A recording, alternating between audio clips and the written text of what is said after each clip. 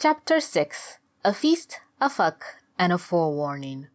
The return journey from the hunting grounds took twice as long as the trip there. Mosh led the way with the smaller goat across her shoulders.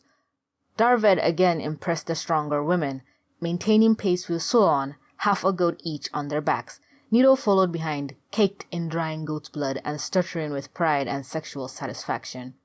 It was mid-afternoon when they bumped into Hunter Kesh again. She stood aside with a look of admiration as the triumphant party strolled past, heads turned at their arrival. They deposited the carcasses at Cook Dilha's hut. She snapped her fingers for any free slaves to come and help her with the bounty. It wasn't so much the welcome sight of the fresh kills that attracted attention, though. It was Darved. "Oh shit," Sulon said. "Darved, I forgot he was with us." "How cruel of you, Sulon," said Mosh, "to forget your new toy." "Back to the cage, I'm guessing," said Darved. Sulon was about to answer when Chief Jabo's angry voice boomed. "Ah, there you are!" she shouted and stomped her way down the central village path. Sulon and Mosh stood up straight to receive their chief.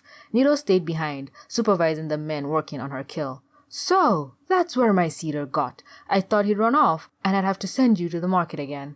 "Just what do you think you're doing taking a bald man on a hunt?" Jabo asked. Mosh, a faster thinker than Sulon, stepped forward. "Sorry, Chief, it was crazy of us, but it's lucky we had him, or we wouldn't have been able to bring back 2 juicy goats." Mosh stepped aside to afford Jabo a view of the goats that Dilha and her helpers worked on. Nito noticed her chief and jumped. "I killed the big one, Chief! First spear throw! Straight into the neck, from 30 paces! "Really, Nito?" The anger left the chief's face. "And they blood-washed you too, I see. I'm pleased to see the old traditions upheld." She turned to the 2 hunters. "Let's not start any stupid fresh ones though, shall we? Get that pair of balls back into his cage, and feed him too. He needs some energy for tonight's seeding. I'm feeling very empty." And with that, she stomped away. But, without looking back, she shouted, "Dilha, we shall feast tonight in honor of young Nito. I'll have my slaves prepare the high cave for you. Bring the meat when it's ready." If Nito wasn't bursting with pride before, she was now. Sulon noticed a tear crawling down her blood-stained cheek. "That was close. I thought we would get a belting," she said to Mosh. "We? What's this we? More like you would get a belting. You are a crazy bitch sometimes. You're lucky you're good in bed or I'd cut you loose." Sulon punched her girlfriend on the arm and led an exhausted Darved back to his cage. Preparations for the feast involved half the tribe. Vegetables were dug from the gardens, peeled and part-boiled.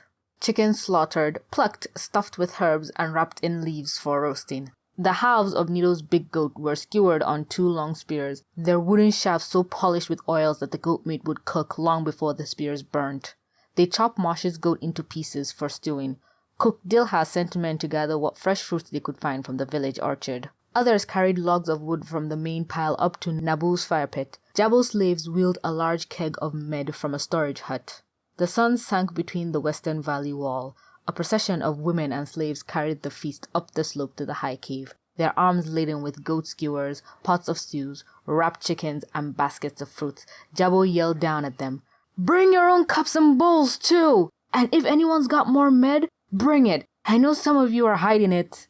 "She seems in a pleasant mood today." Weaver Ziba walked beside her old friend Sulon, juggling an armful of rolled mats. "I haven't seen you since our market adventures. I heard you had a good hunt." "Yep, it was all Nito. She did great. She tasted great too," Sulon said, licking her lips. "Do you ever think about anything else, Sulon? I worry about you sometimes. I know the younger generation doesn't seem to care about much more than hunting and fucking, but you're the worst." "I'll take that as a compliment, old lady," Sulon replied. "Give me those mats. I can see you're struggling." Ziba didn't argue. The wool mats were heavy when rolled up. She tried to carry as many as she could to save another trip. She insisted, as head weaver, that everyone would be seated on mats, not dirt. The tribe gathered outside the high cave, some women leaning against the cave rock, not yet ready to relax, others setting up for a long night, all within a warm radius of the huge fire. Jabo held court from the large log in the cave center. The fire became too hot for her ceremonial cloak and she threw it aside, her huge breasts, belly, and tree trunk legs now on unashamed display. There was no mistaking why she was their chief, the biggest, strongest, and most fearless woman in 5 valleys, a respected, wise leader, but one to fear if you found yourself on her wrong side.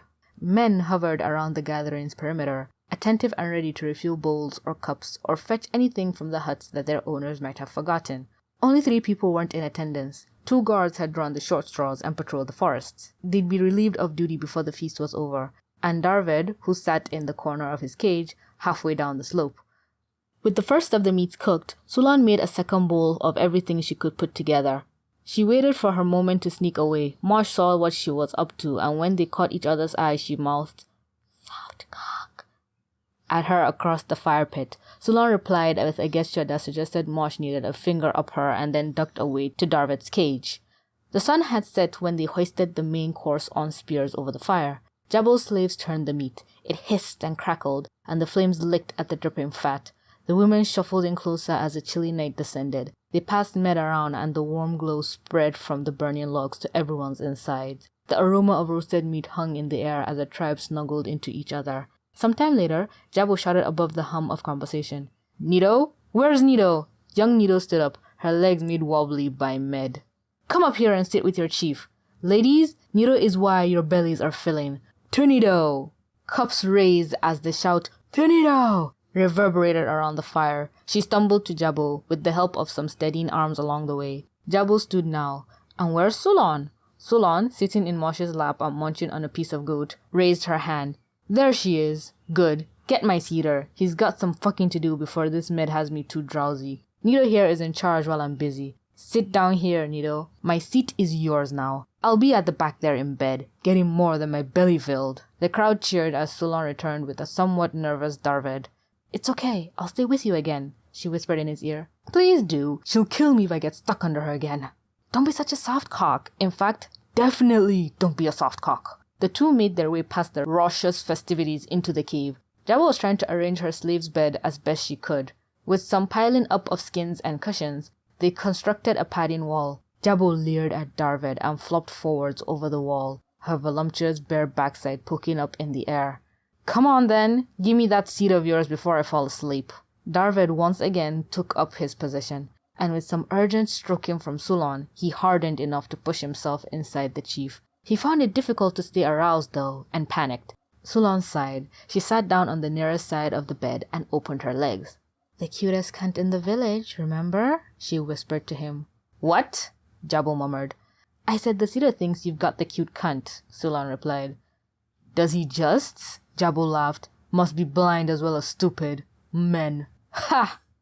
Sulan put on a show on for Darved, guessing that it would keep him hard. She parted her low lips with her own fingers and rubbed herself, long fingers sliding through her folds of skin. When she was wet enough, she slid a finger inside. She hesitated before withdrawing it, moving it to her mouth and licking it clean.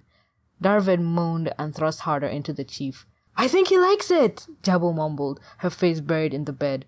"Feels harder than the last time." "Of course he likes it," Sulan said, giving her finger a fresh wet coating. She leaned across, rubbing it over Darved's lips, and then pushed it into his mouth. He sucked on it as he humped away between Jabbo's wide buttocks. "I'm going to spit!"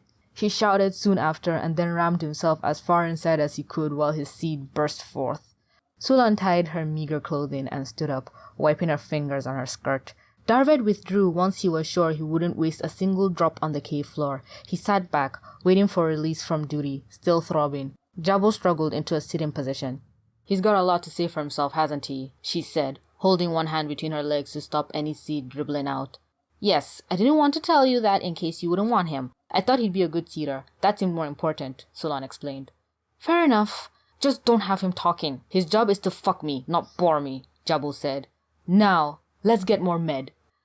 The revelry continued into the night, until the spears held nothing but a shiny coating of fat, and the pots contained only dregs of stew. Jashi put aside bones for her dogs, and around the fire, stacks of empty bowls were piled high. Women began saying their goodbyes and drifting back to their huts as the guard patrol arrived with an unexpected guest. A girl of only 10 winters. The child was out of breath as she bowed in front of Jabbo, showing respect for another tribe's chief. "She said she needed to speak to you," Hunter Franz said. "I think she's from one of the river tribes. Must have been running for hours." The heaving of the runner's flat little chest showed as she found her voice. "My chief sent me. Chief Karlef. We've seen the sisterhood coming through the jungle." She panted a little more and inhaled before continuing. "The word is they're attacking any villages that have man-slaves, killing the slaves, and the man in the villages convert to their church. Chief said they'll be here in 2 days. She sent runners to all tribes. You're the last tribe I've given the message to." With her duty done, the runner crumpled into a heap next to the dying fire. Zebra wrapped her cloak around her. Chief Jabu rose and shouted at her manslaves, "Get this girl a drink and a bed. She stays with us tonight." She then addressed all the women. "Go home, get some sleep. Tomorrow, we prepare for a fight."